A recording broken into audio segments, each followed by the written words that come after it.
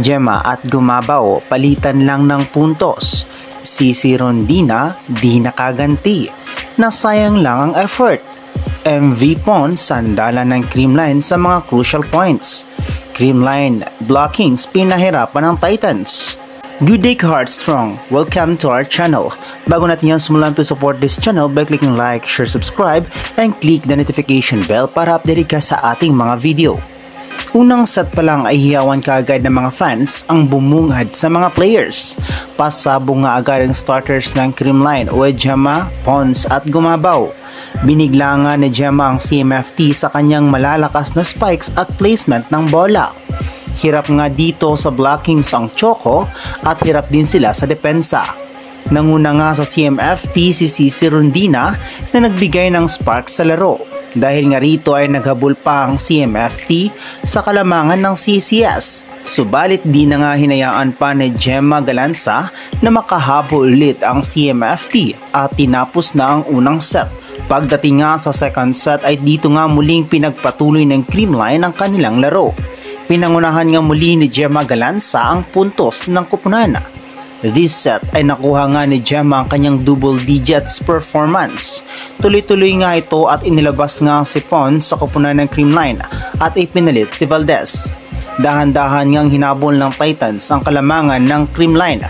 Subalit nagkaroon ng magandang ball distribution si Kyle Negrito kaya't di pa nakapa ng Creamline ang mga spikes ng Creamline. Dito nga muling gumana si Galanza leaving CMFT a defeat dahil sa mabibigat na blockings rin ni Panaga. Crucial game na nga para sa Titans ang set 3. Dito muling bumuho si Sisi sa kanyang malalakas na spikes at naunahan pa nila sa puntos ang Creamline. Block nga si Valdez subalit dahil sa good decision challenge ni Coach Sherwin ay nakuha pa ng CCS ang puntos na nagbigay sa kanila ng kumpiyansa sa laban.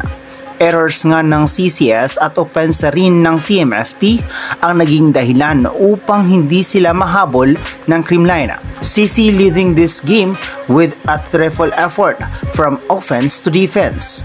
Hindi naman nagpatinag pa si Gumabaw and continue her smashing. Tumaas pa nga ang kalamangan ng Titans dahil na rin sa magandang depensa nila. Napatawag na nga ng timeout si Coach dahil sa unstoppable na atake ng CMFT. Naging Sisi versus Gemma nga ang set 3 dahil sa palitan na nga sila ng puntos at walang bumibitaw. Napanatili nga ng CMFT ang kanilang composure at nagkaroon pa ng extension of sets. Sisi smashing and bouncing the ball with her unstoppable spikes. Dahil na rin sa depensa ng CMFT ay naagaw nga nila ang set 3. Agawan na nga ng puntos this fourth set. Hindi nga nagpatinag ang CMFT at pilit na hinabol ang kalamangan ng Creamline. Naging dahilan nga sa pagkakuha ng Creamline ng kalamangan sa CMFT ay dahil na rin sa may kasama si Gemma ang pumunto sa team. Naging unstoppable nga rito si Bernadette Pons at Michelle Gumabaw na kayod para mapanatili ang kalamangan. Tuloy-tuloy nga at tumaas pa ang kalamangan ng CCS 22-19.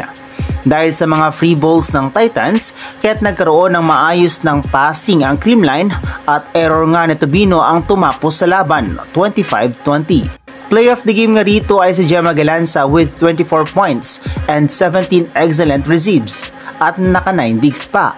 Nasayang nga ang 23 points ni Sisi Rondina at di nito kinaya ang lakas ng tandem ni Gemma, Pons at Gumabaw na kumamada ng double digits. Ano ang masasabi nyo sa laban na ito, Heartstrong? Ano pa ba ang kulang sa galaw ng CMFT? Comment your thoughts below. Please do not forget to subscribe and click the notification bell para update ka sa ating mga video.